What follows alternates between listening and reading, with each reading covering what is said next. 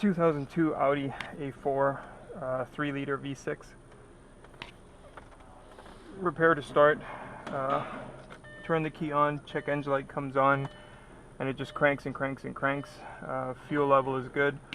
Already cracked the fuel line at the front. There's no fuel or no sign of fuel at all. Usually there would be a little squirt of something. So fuel tank is past 3/4. Fuel pump is located underneath the passenger rear seat. You've got the main connector here. I'm just going to turn the key off for a second. And when you put a screwdriver next to the outlet and you put your ear on it and somebody's cranking, nothing's happening. Usually you would hear a buzz if the pump were doing something. I already peeled back the boot here. Sorry. Okay, I already peeled back the boot. You can see the wires, but I don't have a right angle for my power probe here. So what I then did, you push the connector towards the receiving end, and then you pull back on the tab, and then you can pull the connector off. The two outer wires are for the fuel pump. There's a brown ground wire, and there's a green yellow, which is the power. My power probe is showing that there's good ground on the ground wire. Good ground, relatively speaking, because it's not a loaded circuit at this point. And then the green is my power. Let's turn the beeper off. It's showing continuity, but that's just because it's feeding back through the relay or whatnot, or I can't explain it. I'm no electronic engineer. I just got to turn around here. Now you just want to crank it, and you want to watch the meter, and it should read battery voltage while cranking, confirming that it gets power. So this green light should turn red to the positive sign, and then the zeros or the digits should show battery voltage. Okay, so I'm just going to crank it now, and you can see 10, 11 volts. So I have good power supply to the pump connector here, and I have good ground, which leaves the pump as being the issue. Customer was complaining about intermittent long cranking, hard starting, and that would definitely be a sign of a bad pump in terms of struggling to get fuel up to the front, or the check valve being bad and then fuel draining back into the tank after shutting the vehicle off. So we're going to replace the pump. Didn't even bother. Well, I'll show you where the fuel line is that I disconnected. I didn't bother putting a fuel pressure gauge on it at this point, since there's nothing, no sign of any type of pressure. So here's the two fuel lines. The one with the white mark is the feed. The one with the blue mark is the return. 17mm and 14mm.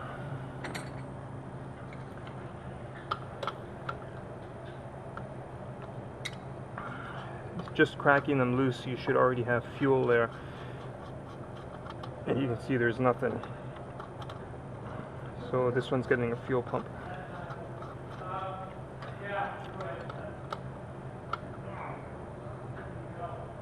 I might or might not show the installation or removal, since I got to do something else right now while we wait for parts. Okay, I was wearing my wrong headlamp earlier. I think the beam was too narrow and it was too bright in the camera. So fuel pump is located underneath the rear passenger seat. This is the passenger side. Just lift the seat up and pull it out. To release the connector, push it towards the fuel pump sending unit. Pull the locking tab away and then pull the connector away.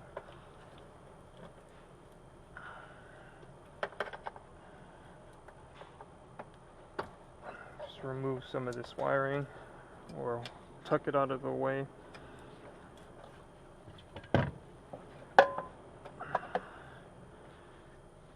The fuel line, the fuel feed or the fuel outlet at the sending unit, you don't need a special tool, just use a screwdriver, push the tab in and then pull the connector up. If you do have if your vehicle does still somewhat run when you remove this, be careful of fuel squirting out. This one, as you saw, there was basically nothing coming out from the fuel line at the engine bay, so I wasn't too concerned about any type of spray. The white sending unit here is, you don't really need to mark the orientation. Just keep in mind that the connector points this way, but there's a locking or a locating tab here, so you can't really go wrong. Use a marker and just mark the locking ring orientation. And it's of a wedge design, so tapping it clockwise tightens it, tapping it counterclockwise loosens it. And I don't have the special tool for this setup. I have one for the older style, but not this one, so hopefully you guys won't panic.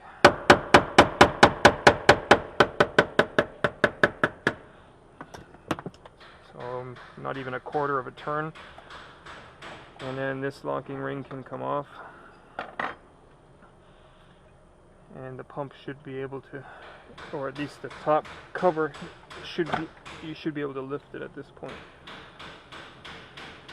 The sealing gasket can be reused. Inspect it. It usually doesn't come with the pump.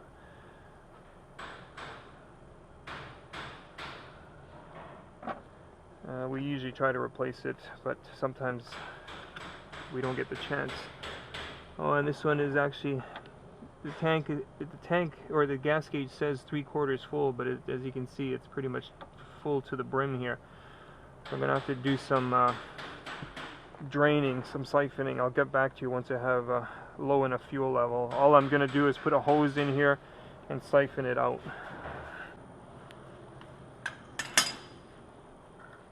I think I have enough enough fuel siphoned out. I'll just remove this guy here.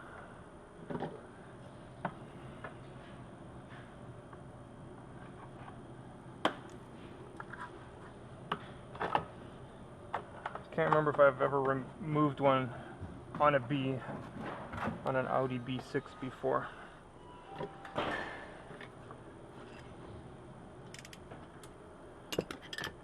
I might need the special tool, might not. Gonna put some rags there.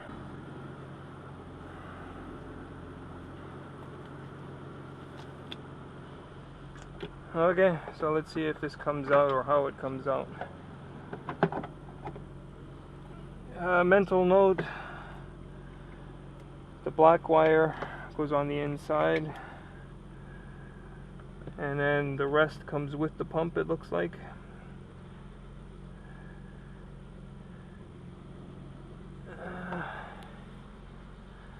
So this is the sender on the side of the pump right there. And then the actual pump itself, there should be some kind of a, right here it says lock it to, it says to lock, turn right. So I'm going to turn it counterclockwise, and there's an indentation here that has to line up with that. So let's have a look if my tool can get in here. Yeah, this can actually stay in the tank. I don't need that out here. Let's see if this fits.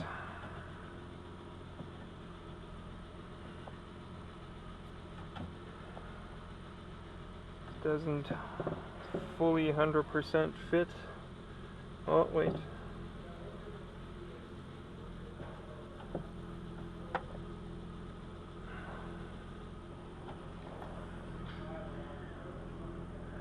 I'm just going to make it work. You might actually even be able to do it with your hands. Definitely bites into your fingers, so if I can use the tool, I'm going to use the tool.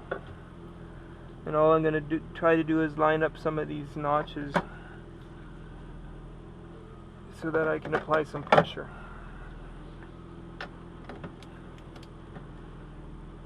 And that's all it takes. And then once you've rotated it, you just lift the pump up, let it drip a bit, or have a rag ready and lift it out.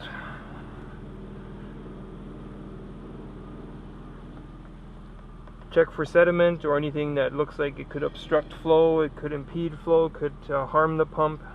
Clean out as best you can, assemble in a reversive removal, and then I'll show you what we should have in terms of pressure on the front.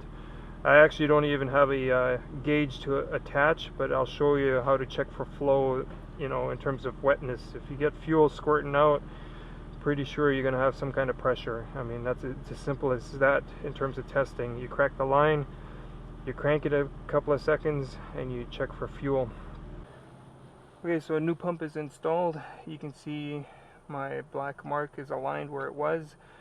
The Quattro pump comes with an extra outlet, or sorry, the front wheel drive requires an extra outlet.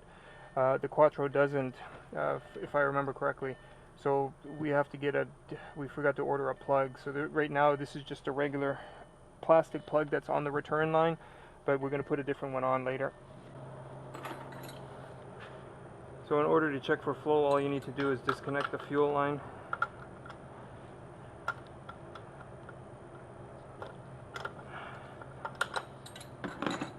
And point it into a bucket. Okay, crank it.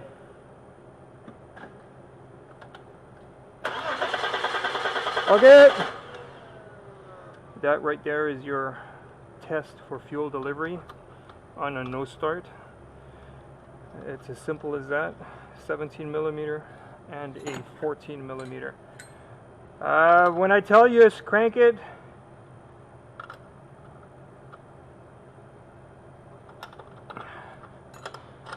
okay.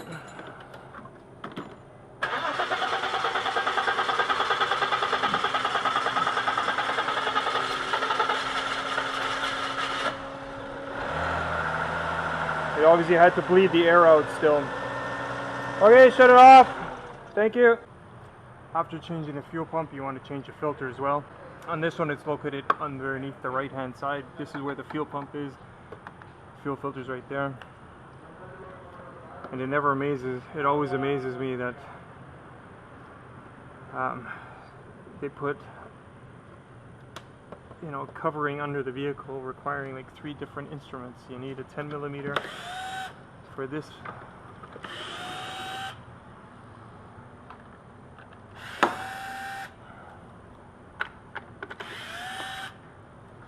And you need a T20 Torx for these. Another 10 millimeter. I don't know why I make things so difficult.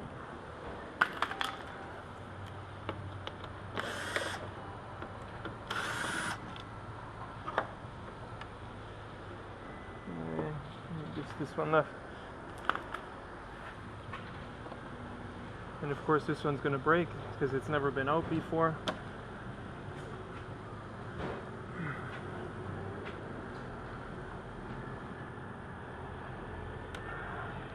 Crazy.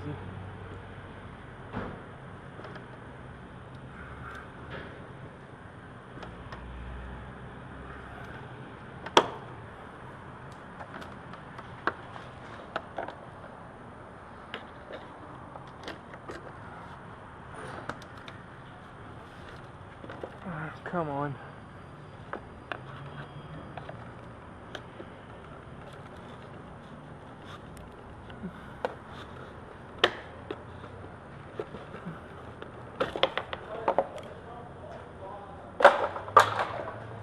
Okay, in this case it's a regular fuel filter with the retaining clips here and here.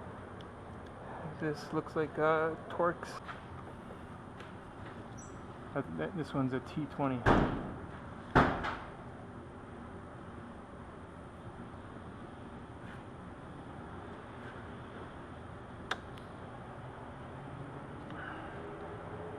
Okay, to unclip it, you just push in on the clip and then you pull the connector off. Be careful of fuel spray. On this side, it's also from the bottom. Push up, hold it up and pull the connector off.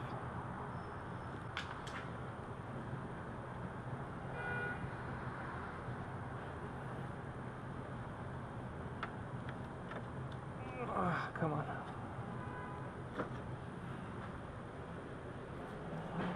Looks like an original filter. Let's see how dirty it is.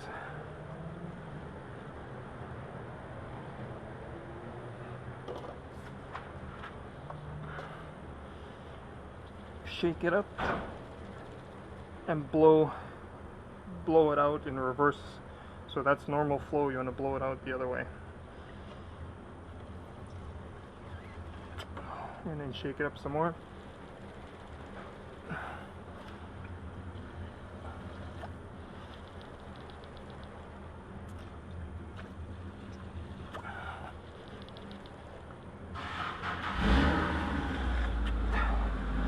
It's a little bit difficult to blow through, but I was still able to blow. And you see how dirty it is. It's obviously doing its job. So it's always a good idea to replace the fuel filter when you do a fuel pump. Installation is reversal removal. Okay, flow is in that direction, so just make sure the arrows are pointing in the right direction.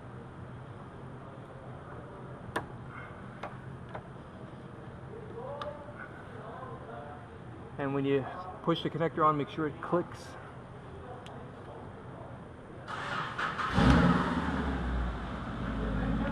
Same as this one.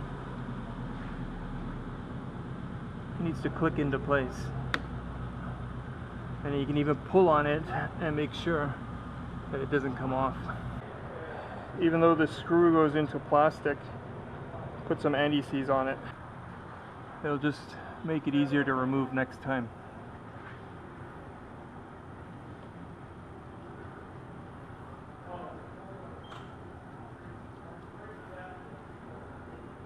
And this filter I think is a little bit bigger, so you don't have to reef on it just until it's snug tight. Before it was, these two halves were touching, but this filter is a little bit bigger, so I'm not going to over tighten it trying to close this gap. Okay, that's it. You could, if your screw is broken due to rust, I think you can even run a zip tie over this or around the filter and hold it in place. And the last thing you want to do is mark it. Change it every 5 years. Okay, as mentioned earlier, this plastic cap on the two-wheel drive models, this is the return. On the four-wheel drive, this one is not used, so you have to put a plug on it. This was the original cap, sealing cap for delivery purposes or with shipping. And this, all this is, it's exactly the same kind of cap that's on here, except that it's a plug basically. So I'll lube up the end and just click this in until it clicks, or push it on until it clicks. That's it. There's no pressure under here anyways, because like I said, it's return, but it's just a sealing cap for that return fitting. That's it. Everything else is done. The car runs like you saw, and we just put the cover back on.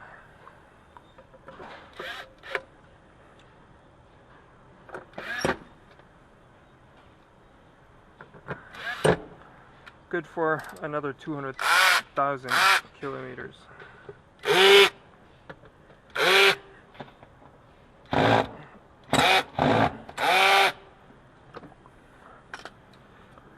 And the bench seat just pushes into place and it clips into place at the front here.